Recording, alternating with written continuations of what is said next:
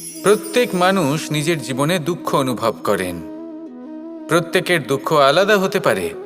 কারোর মনে এই দুঃখ থাকে যে সে তার বাবা মায়ের সব ইচ্ছে পূরণ করতে পারেননি। কেউ এটা ভেবে দুঃখ পান যে সে চিরকাল সদাচার করেছেন, সৎকর্ম করেছেন, কিন্তু তাও তাকে দুরাচারী বলে মনে করা হয়। কেউ এটা ভেবেও দুঃখ পান যে তার সামনে যে ব্যক্তি রয়েছেন তার চোখে তিনি শত্রু হয়ে উঠেছেন বা দুষ্ট হয়ে উঠেছেন, যেখানে তিনি হয়তো কোনো অনুচিত কাজই করেননি। এবার এই সমস্ত বিষয় নিয়ে ভেবে নিজের ব্যক্তিত্ব নিয়ে সন্দেহ প্রকাশ করবেন না। যদি নিজের ব্যক্তিত্ব নিয়ে কোনো সন্দেহ থেকে থাকে, তাহলে কর্ম সংক্রান্ত প্রশ্ন করুন যে আপনি যা করেছেন তাতে কি উচিত ছিল, কি অনুচিত ছিল। যেটা প্রয়োজন সেটা এটা বোঝার যে আপনার অন্তর্মন, আপনার বিবেক আপনাকে কি বলছে, আর আপনার অন্তর্মন আর আপনার বিবেক আপনাকে যেটা করতে বলবে শুধু সেটাই করুন। আর তারপরে এই সংসার কি বলবে, কি ভাববে সেসব নিয়ে ভাবতে যাবেন না। কারণ এই সংসার তো ঈশ্বরকেও প্রশ্ন করে থাকে, ঈশ্বরকেও দোষী মনে করে। কখনো কখনো যখন কোনো ঘটনা মানুষের ইচ্ছা অনুযায়ী ঘটে না, তখন মানুষ এটা বলে যে হে ঈশ্বর, আপনি আমার পাশে থাকলেন না, আপনি বড়ই কঠোর, এটা আপনার দোষ। যেখানে বেশিরভাগ সময় হয়তো সে নিজেই নিজের কর্মফল ভোগ করছে।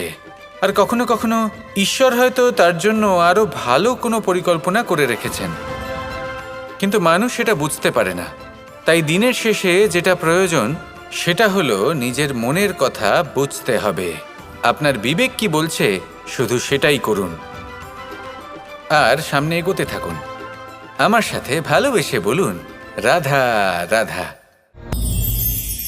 তালা অনেক পুরনো একটা আবিষ্কার। যবে থেকে এই সংসারে বহুমূল্য বস্তু নির্মিত হয়েছে, তবে থেকেই এই তালা নির্মাণ হয়েছে, তবে থেকে এর ব্যবহার করা হয়েছে, যাতে উচিত সময় এলে পরে আমরা আমাদের বহুমূল্য জিনিসগুলো সুরক্ষিত রাখতে পারি এবং সময় এলে পরে বের করে সেগুলি ব্যবহার করতে পারি। এবার একটা গুরুত্বপূর্ণ তথ্য আছে যেটা জানা অত্যন্ত গুরুত্বপূর্ণ, এবং সেটা হলো যে একটা তালা নির্মাণের পূর্বে তা খোলার যন্ত্র অর্থাৎ তার চাবিটি নির্মাণ করা হয়, এবং এটাই জীবনের খুব বড় একটা শিক্ষা প্রদান করে যায়।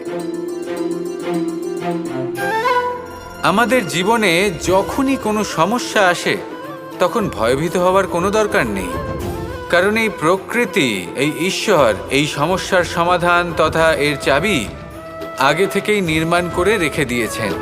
শুধু দরকার হলো সেই সমস্যার ঊর্ধ্বে উঠে সেই সমাধান খুঁজে বের করা। মানুষ অনেক সময় সমস্যা দেখে ভীত হয়ে পড়েন, চিন্তিত হয়ে পড়েন, নিজের বিবেক হারিয়ে ফেলেন। আপনার শুধু এই মনকে শান্ত করা প্রয়োজন। এই শান্ত মনের সাথে এই সমস্যার নিবারণ খুঁজে নিতে হবে। তাই সমস্যা যতই তীব্র হোক না কেন, ভয় পাওয়ার কোনো প্রয়োজন নেই। পরম শান্ত মনে সমাধান খুঁজে বের করুন।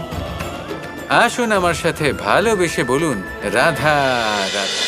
একটি হাতির শরীরে কত বল থাকতে পারে সেটা আমরা সবাই জানি। একটা প্রহারেই বিশালাকার প্রাচীর ভেঙে পড়তে পারে, কিন্তু সেটা তখন হয় যখন সেই হাতির নিজের শক্তির বিষয়ে কোনো ধারণা থাকে। যদি সেই হাতিকেই বন্দি করে নেওয়া হয়, তাহলে সেই হাতি তার পরাধীন থাকার অভ্যাস হয়ে যায়। এই পরনির্ভরশীলতা আমাদের শরীরকে নয়, আমাদের মনকে বন্দি করে ফেলে।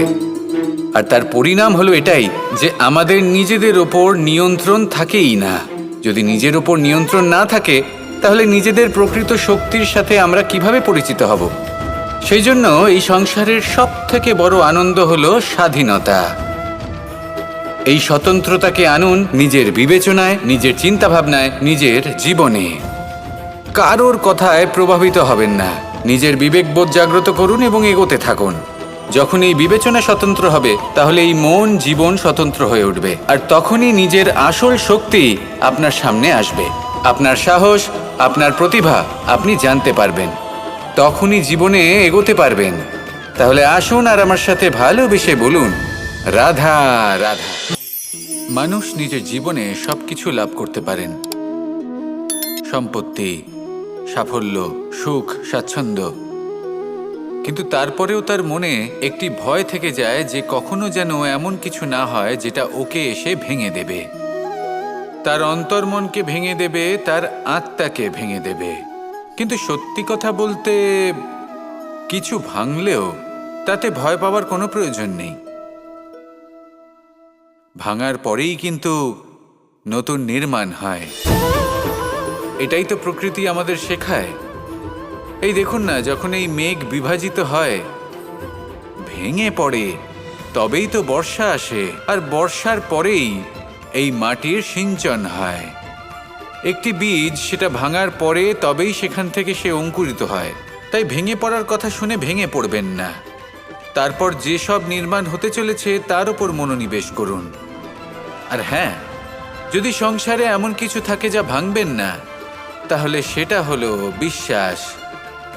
জীবনে কখনো কারোর বিশ্বাস ভঙ্গ করবেন না। যখন ব্যক্তির বিশ্বাস ভঙ্গ হয়, তখন তার আত্মা আহত হয়। আসুন আমার সাথে ভালোবেসে বলুন, রাধা রাধা। স্বভাব। মানুষের এই স্বভাব কিন্তু খুব গুরুত্বপূর্ণ বিষয়। এটাই নির্ধারিত করে দেয় যে সংসার তাকে ভালোবাসবে নাকি ঘৃণা করবে। এটাই নির্ধারিত করে দেয় যে তার আপনজন মানে তার প্রিয়জন তার সাথে থাকবে নাকি তার থেকে দূরে চলে যাবে। এবার স্বভাব কেমন হওয়া উচিত? কিছু মানুষ বলবেন যে স্বভাব চন্দ্রমার মতো হওয়া উচিত, অত্যন্ত সুন্দর এবং শীতল। কিন্তু চন্দ্রমা নিজেও তো সূর্যের কাছে নিজের প্রকাশের জন্য ঋণী। সূর্যের মতো হয়ে উঠুন। এই সূর্য যখন উদিত হয় তখন শান্ত থাকে, তারপর সারা দিন নিজে প্রজ্বলিত হয় এবং এই সংসারকে প্রকাশ প্রদান করে, যাতে এই সংসার নিজের কর্ম করতে পারে। আর যখন এই সূর্য অস্ত যায়, তখনও কোনো কোলাহল করে না, শান্তভাবে অস্ত হয়। সূর্যাস্তের সময় পরিবেশ শান্ত থাকে, সমস্ত পশু পাখি আনন্দে থাকে। সূর্য যখন অস্ত হয় তখন এই আশা নিয়ে অস্ত হয় যে পরের দিন সে আবার উদিত হবে, আর অস্ত হওয়ার পরেও সে চন্দ্রমাকে নিজের প্রকাশ প্রদান করে। যদি আপনিও নিজের উত্থানের সময় অহংকার না করেন এবং নিজের পতনের সময় দুঃখী না হন, আর জীবনে অন্ধকার ঘনিয়ে আসার পরও আপনি অন্যদের সাহায্য করেন, তাহলে সূর্যের মতো আপনি আবার উদিত হবেন, এই সংসারকে প্রকাশ প্রদান করতে পারবেন, সাফল্য লাভ করতে পারবেন। আসুন আমার সাথে ভালোবেসে বলুন, রাধা রাধা।